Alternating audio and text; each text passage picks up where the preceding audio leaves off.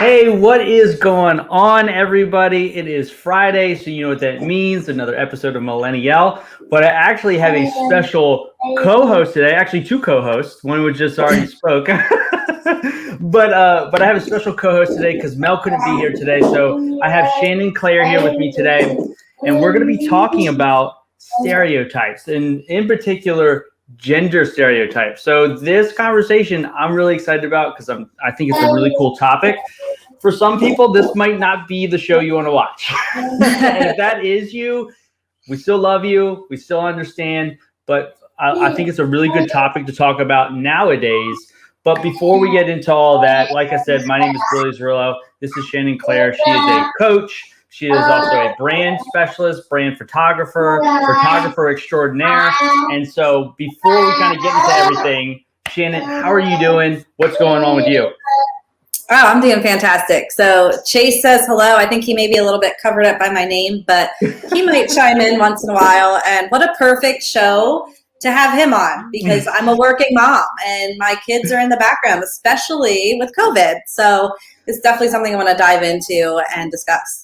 Yeah, and I think it's really interesting too to have this conversation with you because you are a coach, and a lot of the people that you coach are women. And we talked about this before we got on today. You know, there are stereotypes for guys, but there's a lot of stereotypes for women, and I know that probably holds back a lot of people, especially if they're trying to do something different, right? If social norms are always you're supposed to be this way, and then you try to step out of that, that can probably be pretty challenging, probably challenging for your clients. Absolutely. It's actually a conversation that has been ongoing among myself and my colleagues. And, you know, it goes so far beyond like our generation. If you look back over the generations, over the millennia, you see how these gender norms and standards have been set and how women have been punished throughout history for having a voice and for standing up for what they believe in, quite literally being burned at the stake. And so we carry that with us, whether we realize it or not, because I used to be the type of person who, you know, I'm like, oh, you can rise above anything, like stop making excuses for not speaking up. But as I have learned more and have become more educated in why as women, it can be very hard for us to speak up and to voice what we truly want in the world. It's really opened my eyes that it goes so far beyond us and it's ingrained literally in our DNA. Yeah. And you bring up such a good point and that's one of the things I do want to hit on.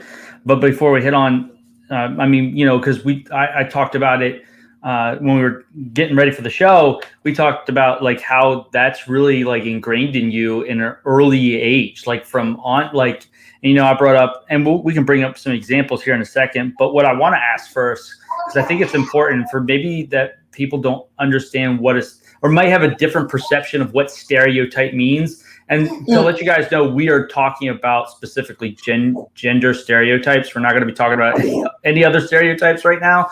So if that's what you're wanting us to talk about, you could probably not watch the rest of the show because we're not going to talk about that.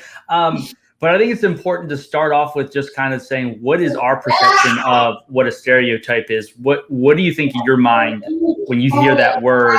What do you think of?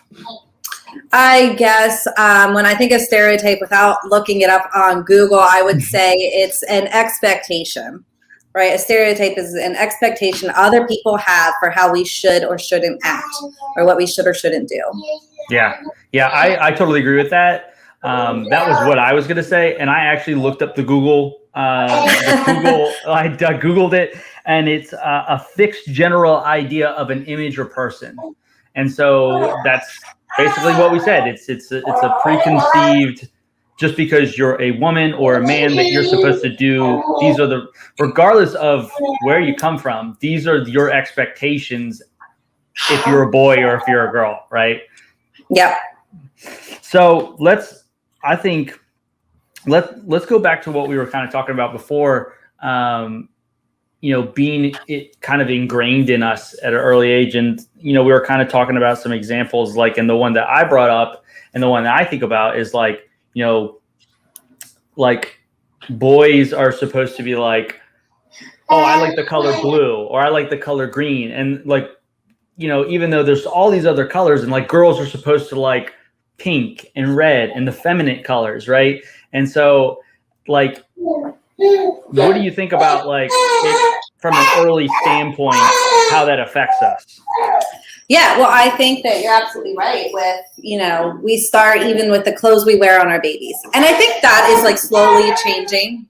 But for kids, you know, even playing out on the playground, it's like, you know, the girls are, you know, staying home and taking care of the babies. And, you know, it just, I think that as the generations go on, people are becoming more aware and questioning it. I've even had this conversation with my daughter recently. Well, what does it mean to be a girl? You know, it doesn't mean you have to like flowers and you can't like sports and you can't be athletic. You know, you can make it mean whatever you want. And I think these are important conversations to have with our kiddos early on. Yeah. And that's such an important like fact. It's just like we tell, and I don't have kids yet, right? But like when I have kids, like I'm going to tell them, listen, you can be whatever you want to be. Like you can do whatever you want to do. Like me and my wife have talked about like, you know, I was big in sports. She was big in the sports. But if my son or daughter wants to, and this is an example, play chess, right? They want to be I want them to be, if that's what they're passionate about, I want them to be the best chess player in the world, right? Like that's what I want for them. And when we put these social norms, right? Like you said, like the boys are doing this thing and the girls are the home people, right? And it's like, I think we set our kids up for failure in that we limit to what they are potentially could do. Yeah, absolutely. And I mean, I know, you know, even within my own home, within my own family, I still feel like I still have a lot of feelings of guilt come up over being a working mom, because I think that, now don't get me wrong, I think there's so much value when you can stay home with your kids, especially when they're young. Like that is a difficult job. I've been there, I've done that. I'm kind of in both worlds right now. Like I work full time and I take care of my kiddos on, you know, at home full time.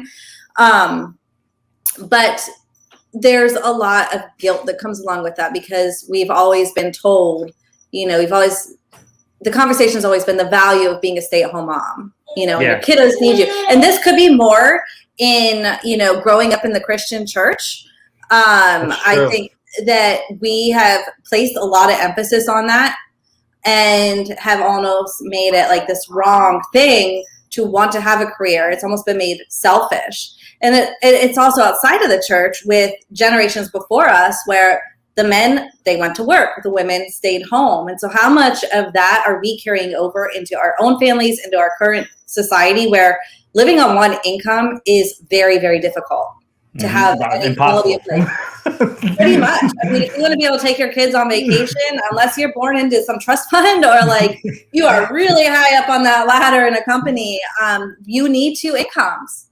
And then I find even now, like my fiance, Brian, he's amazing. Like he doesn't play into gender stereotypes. He's all about me making money. And I still find that I'm taking on a lot of burden when it comes to the kids, when it comes to Chase, like even with finding childcare. And that's not because he's putting that on me at all. I've put it on myself, you know, and I take on these things that I think are my job as a mom, as a wife. And I could easily offload more of that onto him. He's very open and willing to whatever I need him to do. But then the guilt kicks in. So I'm still working through a lot of this myself. I think it's an ongoing conversation. What I've learned through it all is to question everything. Why do I feel this way? Where does the guilt come from? Is it something that is kind of a healthy kind of thing that's showing me something that maybe I would miss otherwise? No, I don't think guilt is ever that. But like when I'm having certain feelings come up, why are they there? Yeah. You hit on something so profound. I don't know if you even realized it, but like, you know, when we talk about, especially like women in general, and like the whole like stay at home, you got to be with the kids and stuff like that, there is immense power in the women that are doing that, like by far. Like that is like you said, it's a full-time job. Anybody that doesn't think that's a full-time job, why don't you try it for a week and see how you fare, right? But what I love is that there's women out there, that's their choice, right? Like that was their choice to stay home. It wasn't, like you said, put on them because that was their, like they want to spend time with their kids, right? And so that's what I want to get out of this is like, listen, like you have the choice to do whatever you want. And you know, you said sometimes that you struggle with that. And it's interesting because like sometimes I struggle with, you know, as being a guy, right? What am I always taught, right? To show no emotion, to be dominant, to be assertive, to be, you know, not caring and all those things, like to not show weakness. And when you talk about like what I'm talking about right now, sometimes that can be perceived as weakness, right? Where I see it as, you know, something rewarding, right? Like I am exploring this part of myself, or I'm opening my part of my mind that I've locked away. And we talked about this too, where we were talking about coaching, right? Like locking a part of your brain away that maybe be holding you back from something really, truly great. Yeah, I think it comes down to like, I see that so much with men. And I've had so many conversations with men where they're like, my dad never said, I love you. Like, I never got a hug from my dad. That would just be weird, you know? And so when you find yourself coming up against some sort of resistance within you, get curious about it and don't judge it. Like, why am I feeling this resistance around being emotional? Who told me it was wrong? You know, where did I learn this from? And is that the choice I want to make today? Is that how I want to show up today as an adult, not as the 4 or 5 year old child who was told this was wrong? You know, boys don't cry, pull up your bootstraps, like you're a tough guy, you know? Gosh, that's so prevalent in the generations before us. Has been passed down. They didn't know any better. You know, I don't think we need to villainize the people that came before us. Yeah. Yep. Because now that we know better, we can do better. Yeah. And we talked about this too. Like, I feel as generations go on, like those gender norms, and I use that term loosely, like it's not supposed to be normal. I think will be challenged even more, and those lines will be blurred even more, because even as like, you know, us as millennials and stuff like that, like they were already starting to get blurred, right? Like, you know, our parents before us, you know, a lot of them fought for like, especially like women's rights and stuff like that. And so, you know, obviously we still have a long way to go, but those things were fought for. And so I totally agree. We shouldn't victimize or like, you know, say those are the guys or the bad guys, because I say this to my clients all the time. How can you I can't fault you for making the decision that you made based off the information you had. Like if you had better information and you made that same decision, then yes, you deserve everything that you got at that point. But you said something interesting when we were talking about, you know, guys being weak. How about when women are assertive, right? What's I mean, because listen, my wife, and I love to brag about her, right, has her doctorate in nurse education. So in a social norm, guess what? I don't even tell you this. In a social norm, if we were to be like announced in a room, it would be Dr. Megan Zerillo and her husband. Like I would come second as in social norms. And for some guys, that would be like, oh my God, right? Like that just can't happen, right? And for me, I'm like, heck yeah, like that's awesome. Like, you know, but like when you see some of these powerful women, like just like when you see some men that are just more in tune with what they're thinking, like on the other side, you see these powerful, assertive women, these business leaders, right? And then you get the term, you know, when you think of like an assertive woman, you think that she's a bitch, right? Like you think like she is like the world's worst person, when no, she's just being who she is. Yeah, so there's a couple things to say about this. So really quick, before I forget, I want to make it clear, like when we're talking about, you know, don't fault people for the past, I'm not talking about abusive patterns, because there's a lot of abusive patterns that have ingrained this, especially into women. And because I'm very open about my history, my past, like I was in an abusive relationship. And so a lot of my hangups come from that. And hearing, you know, like you should want to be home for the kids, like you shouldn't want to do anything else with your life, blah, blah, blah. that was not okay. And it's not okay, the abusive patterns that we have come from in the past too. So we're not excusing that. Well, I just want to make it clear, I was saying that, with regards to the role that men and women play in relationships and in society in the past, like there were some things they just didn't know better. So just to get that out there on the table. Yeah, we're not condoning like wrong is wrong. Yes. Yeah. We're not condoning repeated offenders, right? Like if like you said, if you have the information, you know better, right? And you make that same decision, that's a conscious decision you're making. Exactly. Rather than just being like, oh, I don't know any better, right? Like, so but back to the with women being assertive, being assertive, and I know you really probably have a strong opinion on this because you're a woman in business and you're running your own show and you help other women. So talk a little bit about that, especially from that standpoint. Yeah, so I'm an assertive woman. Like I show up, I stand up, I speak out. I have no problem doing that. And I am sure that, like, I've been told before I can be intimidating, and I think a lot of women get that. You're intimidating. No, they're not intimidating. You're intimidated. So ask yourself why. Where's that coming from? Again, it's going to lead somewhere back in childhood where, you felt intimidated by a woman, and now you're carrying that with you today and you're just not aware of it. So a lot of times women aren't intimidating. You're putting their traits on them as a negative. Put it back on yourself. Why am I intimidated by her? What is this saying about me?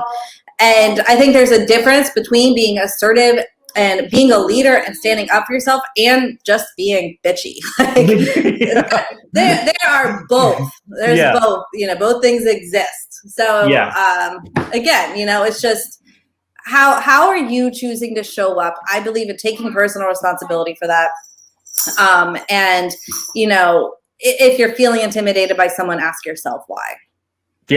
Yeah, I always tell people, like my grandfather always used to say, if you point your finger at somebody, right, there's three fingers pointing back at you, right? And so taking inventory of what is going on, and understanding, why you think that way. And so, I think we've talked a lot about like roles and stuff like that, but I think I didn't mention this, but I want to touch on the subject of like gender stereotypes, like in a physical sense, right? Like, like guys are supposed to dress this way and girls are supposed to dress this way and vice versa, right? And how we're supposed to act in those roles, like, so, because it is an issue, right? It isn't that gender stereotype doesn't just stick with somebody based on what they do for a living and how they personally act, but like how they present themselves physically.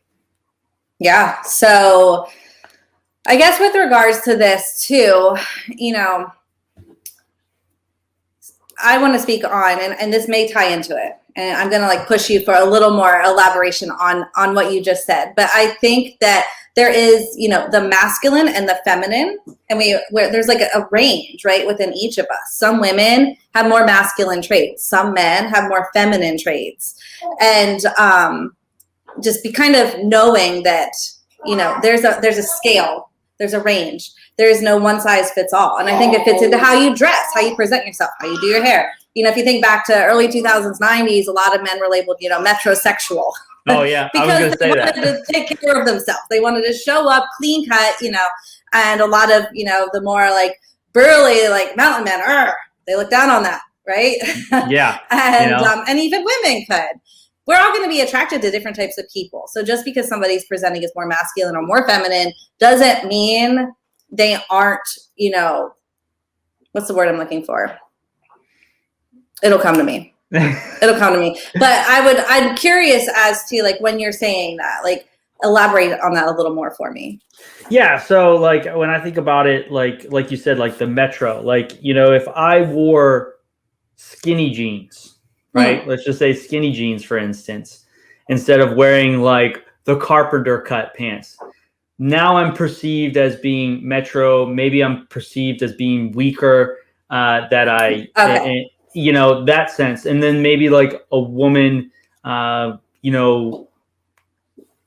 the way she dresses and maybe, the types of clothes that she wears, she might be perceived as this, right? So it's kind of like that. Like, just because I think of Dave Chappelle, actually, he had a skit. He says, just because I dress this way doesn't mean I am this way, right? And so, but like, especially from a guy standpoint, like, I like to be clean cut. Like, I like to have my beard, trimmed and my hair done and stuff like that. But this, like you said, some guys, that's a no, right? Like, no, you need to be rugged. And so, that's kind of where I was going with that. Yeah, got it. Yeah. And, if a woman doesn't want to wear dresses, it doesn't, it means that she's too masculine, or like if whatever. A woman wears a business suit, right? Where instead of like wearing a skirt, which would be more feminine, but she wears business slacks, right? And a business attire, right? That now you see that woman walking down the street, you're like, I don't want to get in her way, right? Even though you don't know who she is. She could be the nicest person in the world, right? But then if their skirt's too short, then what do people have to say? It go, oh gosh, we could talk about, there's so many directions we could take this. I know. No. I think that I think the bottom line is for people is check yourself on your perception. Check yourself on what thoughts are coming into your head about how other people are presenting themselves. Another conversation I'm actually having right now with some of my colleagues, swearing in a professional setting, swearing as a woman versus a man swearing, versus maybe a woman of color swearing. Like, we are getting into some really deep, interesting conversation because it's I actually partly started it. I created a new landing page for a free opt-in. And then I was like, it's a little spicy for me. I swear in everyday life, not all the time, but it's not like I'm trying to swear and make a statement about it or be like force it. But why am I having hesitation on putting this out there? Yeah. And where's that coming from? And is that coming from gender stereotypes? Is it coming from my background and how I was raised? There's so many interesting questions that can be raised once you go down this road of looking at stereotypes and how they have affected people throughout the years. Because this is really a newer conversation. This is not something that people have been super open to having before recent years. Yeah, because no one wants to challenge norms, right? It's been the old adage, it's been this way forever, so it just should stay it that way. And it's like, no, because there's a lot of things in history that we did for long periods of time that weren't right, and we changed them. And but well, I think too, for me even, and for a lot of people now, I think a lot of us are scared to talk about this stuff, if I'm being completely honest, because we're scared to say the wrong thing, and then we're scared we're going to be crucified for saying the wrong thing. And I decided to partake in this conversation because I'm okay with being wrong. I'm sure I probably said something in the wrong way today, quote unquote wrong. There's we no could have been construed in a way we weren't meant to be construed. But okay, so if I'm wrong, correct me, and I'll take the advice and move on from that, and learn from it and do better next time. So if you're afraid to have these conversations, especially publicly, just know that it's okay to make mistakes. And if you are somebody who is ready to jump on somebody's throat in a negative way because they slip up, because they are still learning, we are still learning a lot about DEI right now, diversity, equity, and inclusion. And so we're going to say things wrong, and we're not always going to get it right. So I would encourage anybody listening to this to give people grace and to gently correct and to, gently let people know, hey, I felt this way about something you had to say. Yeah, and Anthony says that's a great outlook, and Brandon said keep it positive, and that's what we're trying to do here today is to really spark the thought, right? To challenge the way that you normally, because whatever you normally think has led you to where you are, and if your life is not that great, you probably should challenge the way you think. And like you said, we're by no means are we experts in the area of all this, but we're human beings and we see things. And if we see things that maybe aren't super beneficial, maybe it's time to have a little bit of a conversation about it. I call it the come to Jesus, right? It's like, if your finances aren't good, you should probably talk about those with somebody, right? If your branding's not good and you're not making any money, you talk about those things with somebody.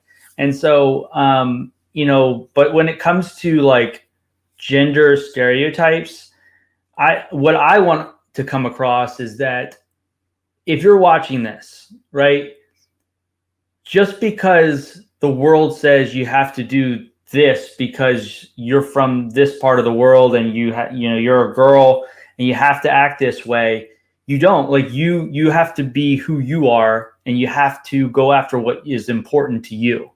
And if you can do that, at the end of the day, I think that's what life is really all about, is accomplishing what you want to accomplish and maximizing your potential. So, yeah, you're fine. But Brandon says that he hates gender stereotypes. And look, we have another special guest.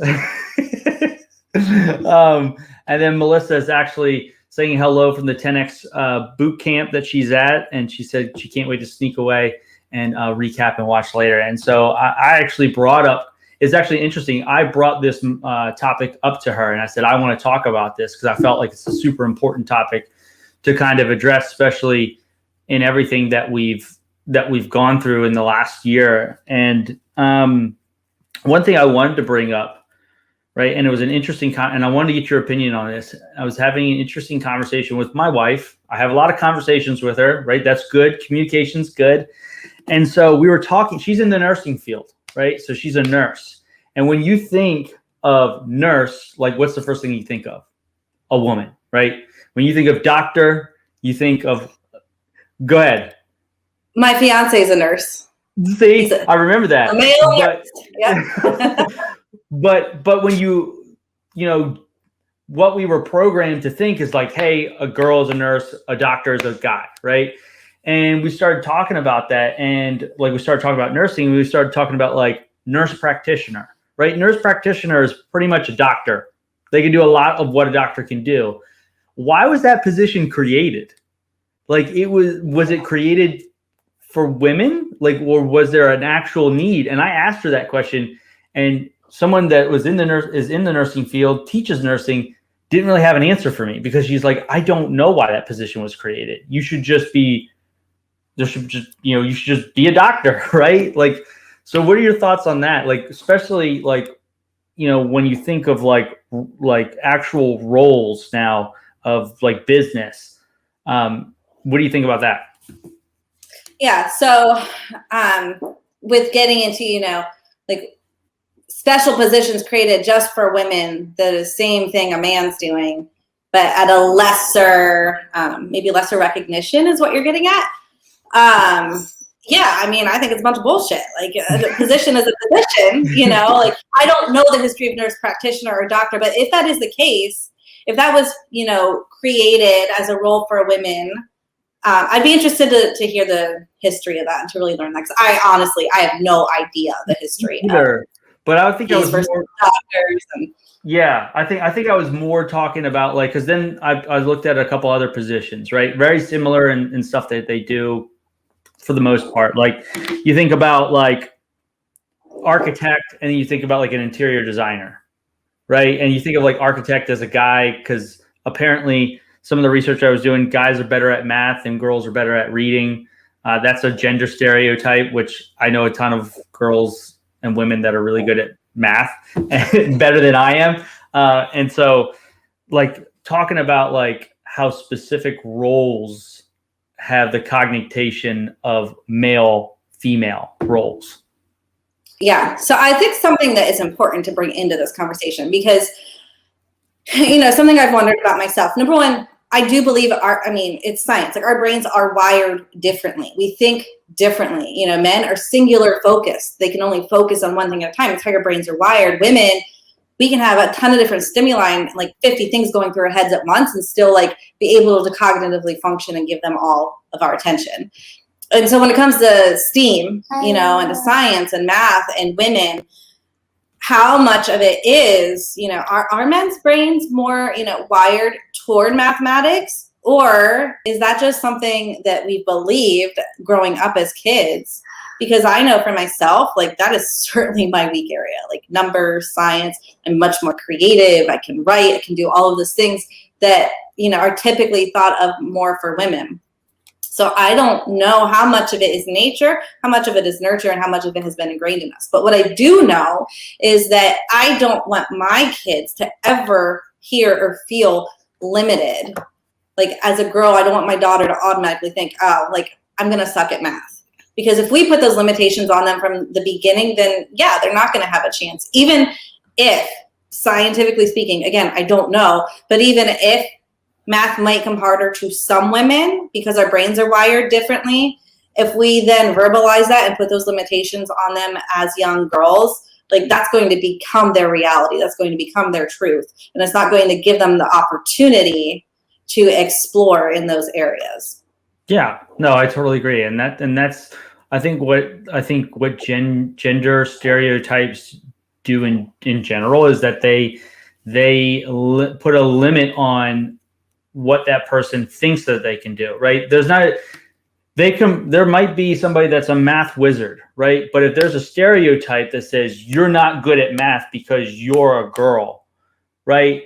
She will never explore that opportunity because she's like, well, I believe I can't do that. So why am I going to go after that? And you as a coach, you handle this all the time. You know, if somebody doesn't believe that they can do something, it doesn't matter how natural of a talent they have at it, they will never pursue it. Oh, absolutely. You know, it's always challenging your beliefs and your thoughts. Like, why are you choosing that story about yourself? And that's my job, is to ask people those questions. You know, like, where does this come from? Why are you believing it? Why are you choosing to continue to believe it? What is the story you want to write for yourself? You know, you have that opportunity. It takes some work. It takes some healing. It takes some rewiring of our pathways in our brain that we've created and that other people have put in there. But, you know, it's possible to always write a new story. Yeah. Yeah.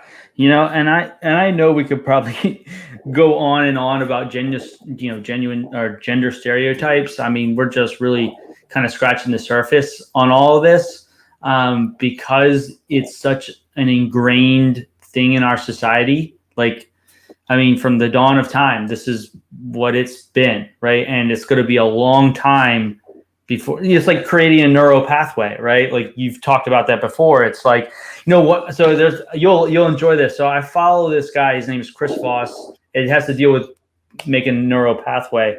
But he talks about how hard it is to do it. And he has this example where he makes you put two hands up and one thumb up and one finger and he makes you switch them at the same time. But like, you have to and he said, that's like creating a neural pathway. Like it's hard at first, but the more times you do it, the easier that becomes. And so, but that has a lot to do with stereotypes because it's just, like I said, it's that pathway that's just easy to go down to, right? Because it's like, oh, that's how we've always done it. That's how we've always done it around here, right? Yeah, how many times have you heard that? That's how we've always done it around here. And just because that's the way you've done it all these years doesn't mean that's the right way anymore, right? Yeah, absolutely. So, but anyways, I think that's a good kind of segment to end on. I really appreciate you jumping on and handling this topic with me because, especially, you know, where what you do for a living, you talk a lot about this a lot already, and helping people uncover that type of stuff. But there is a moment in the show where we have, if Mel was here, it would be Mel's moment. But today, Mel's not here. So Shannon gets to have her own moment to close out the show. And she's going to leave us with a piece of advice or just something that we can take into the weekend that we can maybe it might change the way you think, right? Maybe it'll change the way you live your life. Who knows? But anyways, Shannon, take it away. My moment would be to tell you and challenge you to question everything. Every thought that you have, that you find yourself having about what a man should do, what a woman should do, how a man needs to show up, how a woman needs to show up. question where it came from. It doesn't mean it's wrong for you. Just question it, and come to your own truth, come to your own conclusion based on your values, based on your lens of the world, and be open to other people having their own version of that. Perfectly said. I couldn't have said it any perfect. I just the best advice you could ever have is just challenge the way you think. If you're able to, right? Definitely you got to be willing and able to, but challenge the way you think, and because if you change, your world will change.